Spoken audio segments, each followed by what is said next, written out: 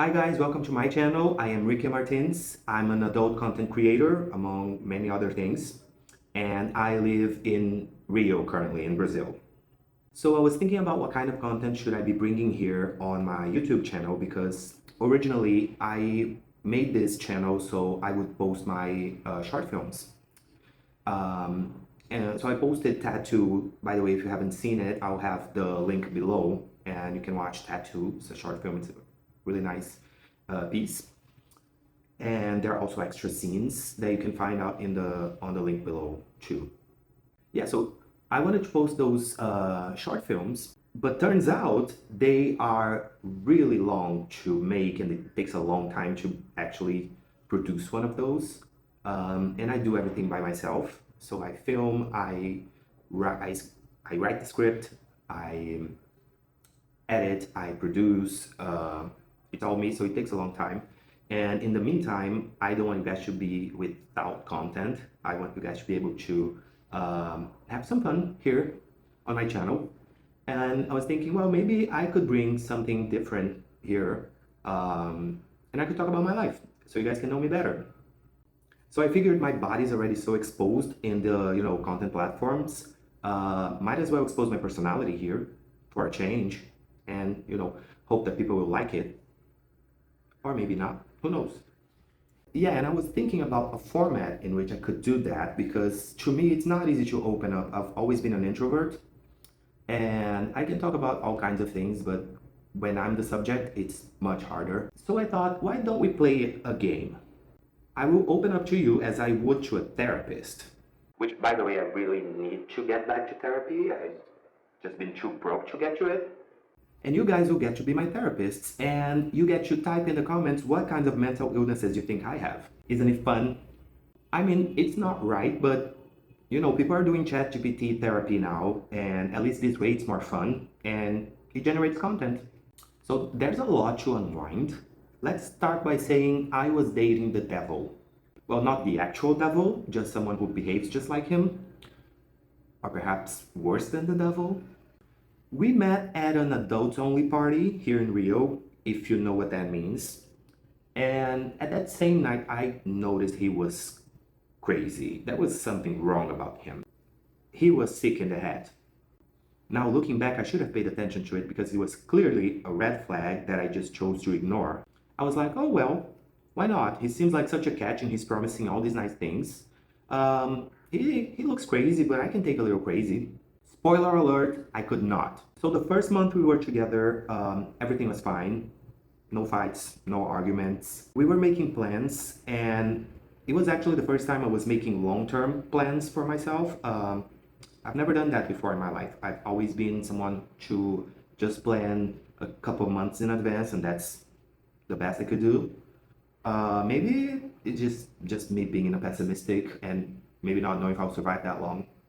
And see, this is the problem. When you're with someone who makes you do something new that you've never done before, you'll always remember them, for better or worse. And it's gonna be hard to forget that douchebag later. Because that gives you hope, and hope is something that we as queer people don't usually have, right? So a couple months in, the hope was all gone. He was showing some really scary mood swings, arguing over everything, bossing me around. He kept diminishing me because I was unemployed at the time. And every time he would get drunk, he would like have this complete shift in personality, and it was like demonic possession. It's really weird.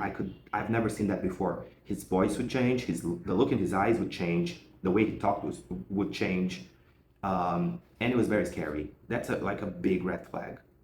And he broke up with me multiple times when he was drunk like that, just to try to get me back on the next morning. And I was foolish enough to give him all those chances because I was like, oh, well, he was too drunk. Maybe he didn't mean it. So I'll keep trying. So yeah, they say the booze comes in, the truth comes out. So yeah, I wouldn't recognize him when he was drunk, which is crazy. When I'm drunk, I'm still me. I'm just a sluttier version of myself, but it's still me. I can be a slut when I'm sober too. He tried cheating on me a few times and I caught him. At least I think I caught all the times he tried to cheat on me. And at that point, I knew it was gonna be over. But he was still able to convince me to stay. And you know, the devil is cunning. Then one day he broke up with me over the phone because I didn't obey one of his demands right away. Mind you, I was upset because a few days earlier I caught him trying to cheat on me on Grindr right after kicking me out of bed and having me sleep on the couch because of some stupid thing. So yeah, I had the right to be upset at that moment. So yeah, that was the end of our 6-month relationship, but unfortunately that's not the end of the story. I wish it was. He keeps coming back every couple of months. It's been a whole year that we've been split up, and he keeps trying to get back with me. And it's not even nice, you know? If you're trying to get someone to get back to you, the least you have to do is treat them well. Instead, he blames me for the breakup, which was totally his decision. He shames me for becoming an adult content creator, and he tries to make me envious of his money. And it always gets to me, it always ruins my mood because, you know, I'm made of flesh and bones. I get hurt and I react. And I know I should ignore him and I should just let it go and forget it. But if I did, I guess we wouldn't be here having this conversation and you guys wouldn't have a story to hear and I wouldn't have a story to tell. Anyways, this keeps happening and he keeps coming back to remind me of how much of a narcissistic, sadist douchebag he is. So I'll probably have a lot to say about this story in the coming videos. This one's already getting too long. So now it's your job as my pretend therapist to tell me in the comments, why do you think this still bothers me? What is my mental attachment to this abuse? Yeah, tell me your professional opinion. Well, thank you so much for watching. Make sure you also like the video and subscribe to my channel.